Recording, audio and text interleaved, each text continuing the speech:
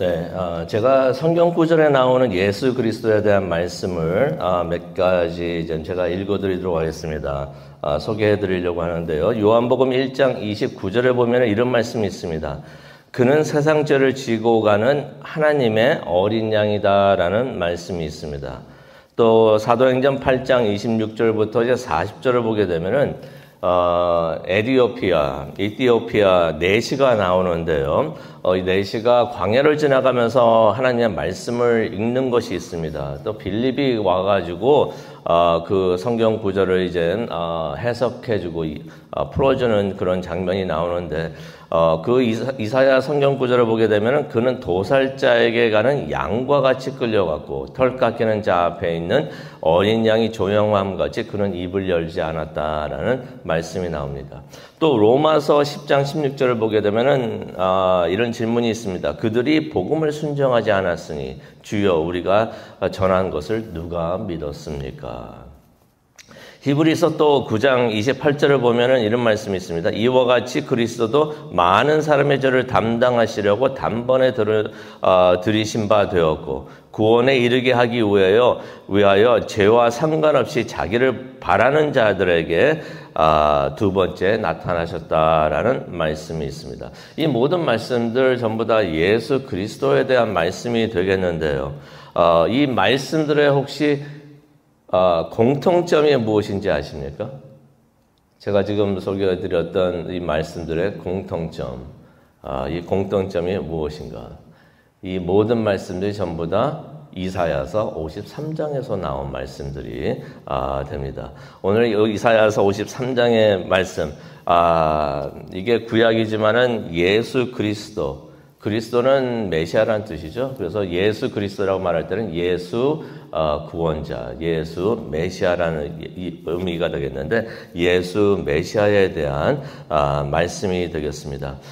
예수님께서 세상의 모든 죄를 위해서 바쳐진 하나님의 완전한 희생제물이시다라는 주제의 말씀이 되겠습니다. 예수님께서 하나님의 perfect sacrifice, 완전한 희생제물이셨다.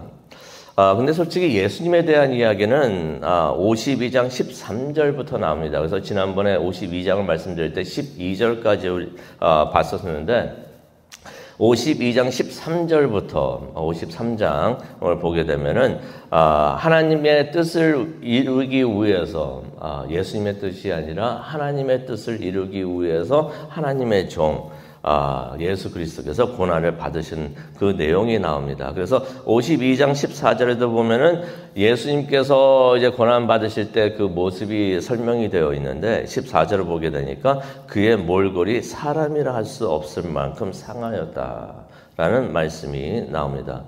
많은 사람들이 예수 그리스도를 보면서 놀랐다라는 그런 말씀이 나오는데 예수님께서 하나님의 뜻을 위해서 고난을 받으셨지만은 하나님께서 이제 그를 높여주시는 그 내용, 빌립보서 2장에도 나오는 그 내용을 우리가 보게 됩니다. 그래서 이사야서 53장은 예수님의 낮아짐, 최고로 낮은 데로 내려가신 낮아짐, 또 예수님의 높여짐, 고난, 영광의 이야기가 됩니다. 그런데 한 가지 우리가 또 기억했으면 좋을 것이 이 이야기가 이사야서 53장에 나오는 이 이야기가 예수님께서 태어나시기 약 한 700년 전쯤에 이야기가 된다는 그 예언의 이야기가 되는 것을 우리가 기억을 하면서 말씀을 보도록 하겠습니다. 53장의 내용을 보도록 하겠는데요. 예수님의 시작은 참 빈약했습니다. 낮은 곳에서 시작을 하셨어요. 그게 1절부터 3절에 나옵니다. 그러면서 이제 비유법이 되겠는데 1절에 보게 되니까 하나님의 팔이 나옵니다. 여호와의 팔이 누구에게 나타나느냐? 여호와의 팔이 나타났다는 것입니다. 여기서 여호와의 팔이라는 것은 하나님의 능력을 의미를 하는 것입니다. 솔직히 비유법으로도 성경에서 많이 기록을 하는데 천지창조는 하나님이 무엇을 사용하셔가지고 천지창조를 하셨나요? 성경의 시편 8장에 보게 되면 8장 3절에 보게 되면 하나님께서 손가락을 사용하셨다는 말이 나와요. 손가락을 사용하셨고, 출애굽은 하나님께서 무엇을 사용하셨는가? 출애굽기 13장 3절을 보게 되면 강한 손을 사용하셨다라는 말씀이 나옵니다. 그런데 죄인들을 구원하실 때, 우리들을 구원하실 때는 무엇을 사용하셨는가? 이사야서 53장 1절을 보니까 팔을 드러내셨다라는 말씀이 나옵니다. 하나님의 그 능력, 크신 능력을 다 나타내셨다라는 말씀이 나옵니다. 그런데도 안타까운 것이 53장 1절에도 나오죠. 그런데도 사람들은 하나님을 믿지 않았다라는 말씀이 나옵니다. 저도 솔직히 이런 말씀을 몇 번 들은 적이 있는데, 사람들은 그런 말을 많이 합니다. 내게 직접 기적을 보여주면, 내가 기적을 볼 수 있다면 내가 믿겠습니다. 하나님이 있다는 것을 믿겠습니다 라고 말을 합니다. 근데 하나님께서는 기적을 안 보여주신 게 아니라 많이 보여주셨다라고 말씀하고 있습니다. 하나님의 모든 크신 능력, 강한 팔도 다 드러내시고 다 보여주셨는데, 현실은 사람들이 기적을 봐도 믿지 않는다 하는 것을 우리가 말씀을 통해서 보게 됩니다. 그러면서 이제 이 세상에 오신 예수 그리스도의 모습, 2절입니다. 참 초라했구나 하는 것을 우리가 보게 되는데요. 이런 말씀이 있습니다. 마치 마른 땅을 뚫고 나온 연한 새순 뿌리 같았다. 새순 같았고 뿌리 같았다라는 말씀이 나옵니다. 이 말씀은 어떤 의미가 있냐면은 비교하는 말씀이 되겠습니다. 강한 나무가 아니었다는 것입니다. 길가에 있는 조그만 약한 새순 같은 그렇게 예수님께서 오셨다는 것입니다. 강한 나무 같지 않았다는 것입니다. 그러면서 이제 2절을 계속 보게 되면 고운 모양이나 풍채도 없이, 그래서 우리가 보기에 흠모할 만한 아름다운 것이 하나도 없었다라는 말씀이 나옵니다. 요즘에 막 뜨고 있는 무슨 아이돌이나 배우들을 보면은 키도 크고 얼굴도 잘생기고 몸매도 좋고 실력도 다 뛰어납니다. 그래서 탁 나타나면은 눈에 팍 띄어요. 뭔가 연예인인가 보다라고 알 수 있을 정도로 눈에 확 띄는데, 예수님께서는 오히려 그 반대이셨다라는 말씀이 나옵니다. 보기에 볼품이 하나도 없으신 분이었다라는 말씀이 나와 있는 것입니다. 그러면서 이제 3절을 보게 되니까 예수님께서는 사람들로부터 멸시를 받았고 버림을 받았다. 그냥 무시당했다는 거죠. 예수님 말씀하시는 거 듣지를 않아요. 그냥 무시해버립니다. 그냥 됐어. 무시를 해버리고. 예수님의 그런 삶이 그러하셨다는 것입니다. 그런 삶을 살으셨다는 것입니다. 그래서 3절을 보게 되면은 슬픔과 고통을 안고 사셨다라는 말씀이 원본에 나와 있습니다. 원본에 보면 예수님께서 슬픔과 고통을 안고 계셨다. 그런데 이 슬픔과 고통이란 단어들이 다른 단어입니다. 다른 단어인데 같은 의미의 비슷한 의미의 단어들이 되는데, 이게 질병으로 해석이 될 수가 있어요. 질병으로 해석이 될 수가 있습니다. 그래서 이제 성경에 보게 되면은 질고, 간고라고서 이제 개역 개정에는 이제 많이 나와 있는데, 슬픔과 고통을 안고 사셨었는데 이게 질병으로 해석이 될 수 있으니 어떻게 해석을 할 수가 있습니까? 예수님께서는 언제나 병을 앓고 계셨다라는 말씀이 됩니다. 그래서 사람들이 예수님을 보면서 3절을 보니까 얼굴을 가렸다. 얼굴을 돌렸다는 것이에요. 어차피 오다가 예수님 보면 얼굴을 돌려가지고 못 본 척하고 얼굴을 가렸다라는 말씀이 나옵니다. 그토록 사람들로부터 멸시를 당했고 무시를 당했다라는 말씀이 나옵니다. 근데 그렇게 생각이 들어요. 예수님께서는 왜 그렇게 약하셨는가? 왜 항상 병을 가지고 계셨는가라고 생각을 해봅니다. 그런데 4절을 보니까 이게 알고 보니 예수님의 병이 우리의 질고였다라는 말씀이 나옵니다. 우리의 병이었다. 예수님께서 안고 계셨던 그 병이 우리의 병이었다는 것입니다. 우리의 질고였다는 것입니다. 우리의 병을 예수님께서 짊어지고 계셨다는 것이에요. 그의 슬픔은 우리의 슬픔이었다. 우리의 슬픔을 그가 가지고 계셨다는 것입니다. 그래도 사람들은 4절 보니까 어떤 이야기 말이 나오니까 사람들의 생각은 그가 벌을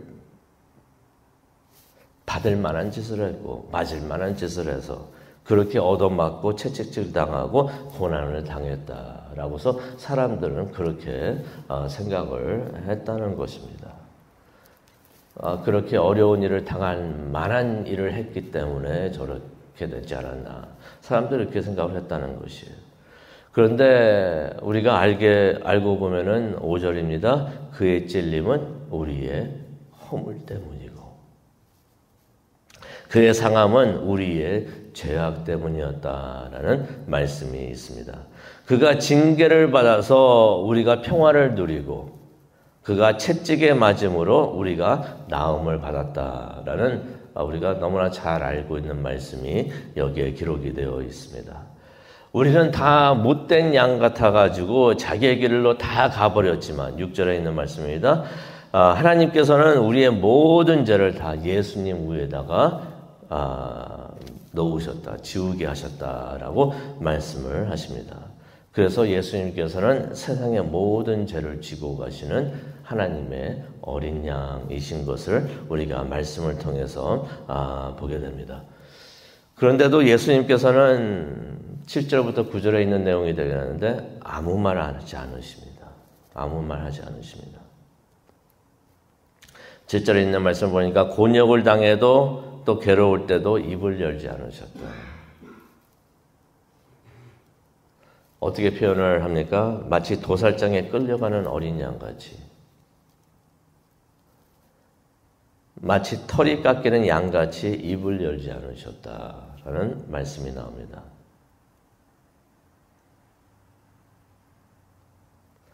그런데 그렇게 예수님께서 강제로 끌려가서 재판을 받으시고 처형을 받으셨지만, 그래서 모든 사람들이 그가 죽임을 당하는 것을 보았지만 8절에 있는 말씀입니다. 아무도 그의 죽음이 우리 죄 때문이다 말하는 사람이 하나도 없었다 라는 내용의 말씀이 나옵니다. 그는 폭행을 한 적도 없고 9절에 있는 말씀입니다. 폭행을 한 적도 없고 거짓말 한 적도 없는데 사람들은 그를 악한 자들과 함께 묻었다 라는 말씀이 있습니다.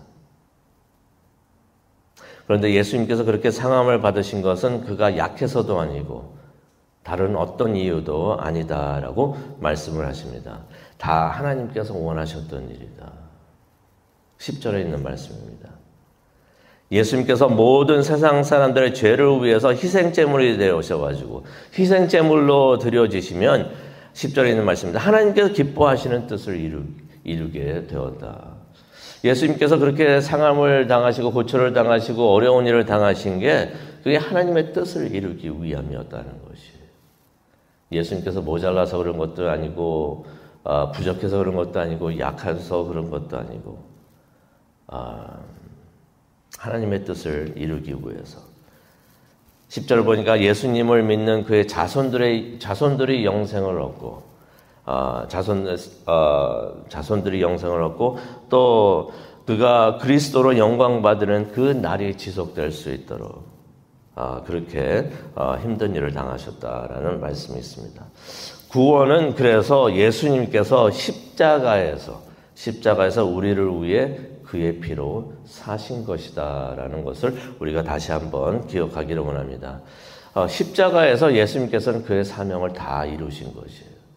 사람들은 실패라고 생각하는 그 십자가, 멸시하고 눈을 돌리는 그 십자가를 예수님께서는 그곳에서 예수님께서 받은 사명을 다 이루셨다라고 말씀을 하고 있는 것입니다. 예수님의 죽음으로 하나님의 공의가 이렇게 충족되네요. 하나님의 공의가 예수님의 죽음으로 다 충족된 것을 우리가 보게 됩니다. 그래서 11절이죠. 그를 믿는 모든 자들이 이제는 다 의롭다함을 받게 되었다라는 말씀이 나옵니다. 예수님께서는 우리의 죄를 용서받게 하시려고 그래서 우리의 죄를 대신 지고 십자가에서 중재를 하신다라는 말씀이 12절에 나오는 것입니다. 이 모습 머릿속에 한번 그려보시기 바랍니다. 이 모습이 우리를 구원하신 예수 그리스도의 모습인 것입니다. 하나님을 찬양하고 예수님께 감사하는 우리 모두가 되었으면 좋겠습니다.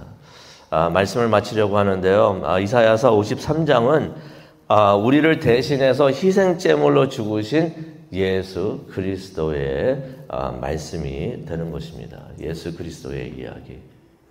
아무 죄 없으신 하나님의 아들께서 죄인을 대신하여 모든 죄를 다 뒤집어쓰고 죄값을 치르신 이야기, 바로 그 이야기가 이사야서 53장인 것입니다. 솔직히 그래요. 예수님께서 십자가 위에서 우리의 죄값을 다 치르시고 그러셨다고 하시는데, 정확하게 예수님께서 그 죄값을 치르실 때 정확하게 십자가 위에서 무슨 일이 일어났는지, 예수님께서 겪으신 그 모든 일이 어떠한 일인지 정확하게 우리는 알지를 못합니다.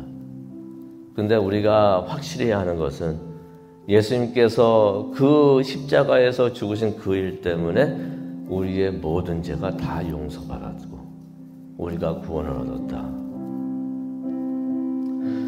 구원은 뭐라고 말씀해주고 있습니까? 요한복음 17장 3절을 보니까 구원은 오직 한 분이신 하나님 아버지와 그가 보내신 예수 그리스도를 아는 것이다.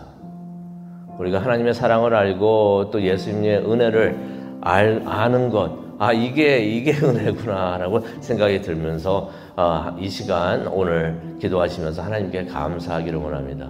많은 사람들이 인정 안 하고 무시하고 그러는데 우리는 그 사건을 통해서 예수님을 그리스도라고 아는 것, 이게 참 감사할 일이고, 또 그 좋은 소식을 세상에 전하는 것이 우리의 사명이 아닌가. 그것을 이루는 우리 모두가 되고 우리 시험교회가 되기를 간절히 축원합니다. 기도하시겠습니다. 사랑과 은혜가 충만하신 하나님 아버지, 감사합니다. 오늘 이사야서 53장을 통하여 다시 한번 예수 그리스도의 모습을 보게 해주시니 정말로 감사합니다. 하나님, 우리의 마음의 귀를 열어주시고요, 우리의 눈을 열어주셔서 예수님의 참모습을 볼 수 있게 하여 주옵소서. 세상 사람들 보기에는 약하고 병도 많고 참 고생도 많이 하고, 그래서 그냥 얼굴을 돌리고 멸시하고 무시하고 그랬지만은, 그러한 예수님을 통해서 우리가 구원을 받았다는 것을 아는 것이 은혜가 되고, 그래서 하나님을 찬양하고 하나님을 예배하고 예수님을 예배하기를 원합니다. 우리와 함께 하여 주옵시고, 또한 그러한 좋은 소식을 세상에 전할 수 있는 우리가 될 수 있도록 그것을 위해서 이 시간 기도하기를 원합니다. 성령님께서 함께 하여 주시고 우리의 기도를 인도하여 주옵소서. 감사합니다. 예수님의 이름으로 기도합니다. 아멘.